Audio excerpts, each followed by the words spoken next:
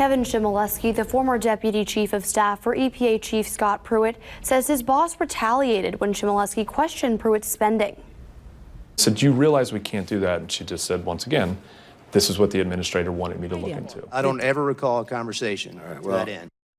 Chmielewski says he was fired in February, months after first raising concerns over unethical behavior. The EPA counters that Chmielewski resigned. Just 4 days ago, Pruitt was grilled by members of Congress about allegations of retaliation upon anyone who defied him. More than 170 members of Congress, including several Republicans, have called for Pruitt to go, but he says he's here to stay. He also says he has the support of the president. The caravan of migrants that arrived from Central America this weekend are standing firm. They're huddled near the U.S. border waiting for a chance to apply for asylum.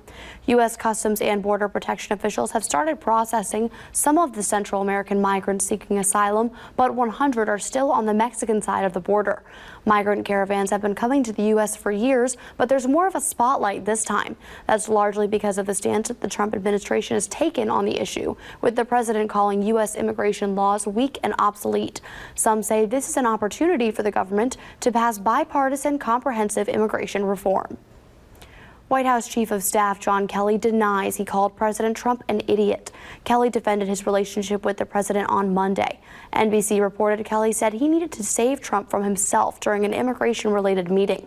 In a statement, Kelly called the story total BS and said he and the president have an incredibly candid and strong relationship. A senior administration official said Kelly has never used that kind of language to criticize President Trump. McDonald's is still posting strong sales after raising its prices. The fast food restaurant has been emphasizing its trademark value options, but raising prices for burgers, fries, and other items elsewhere on the menu. Shares of McDonald's rose 5% in early trading on Monday, and its stock is up nearly 70% since Steve Easterbrook took over as CEO in March 2015.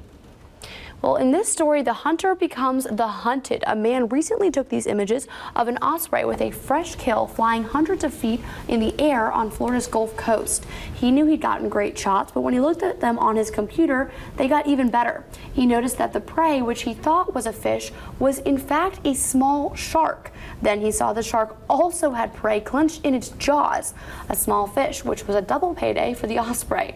And a bird in the hand is worth two in the bush. A fish in the talent is worth two in the nest. The photos have been shared thousands of times since being posted.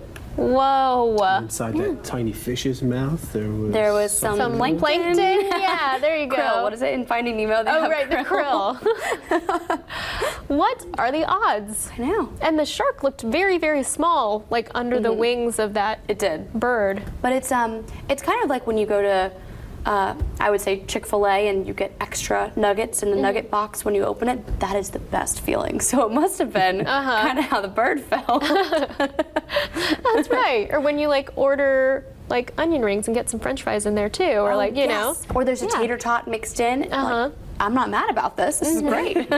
For some reason, this just reminded me of whenever you get a bell pepper and there's a little pepper inside the bell pepper. I know that's jumping from A to maybe Q, but for some reason that just reminded me of that.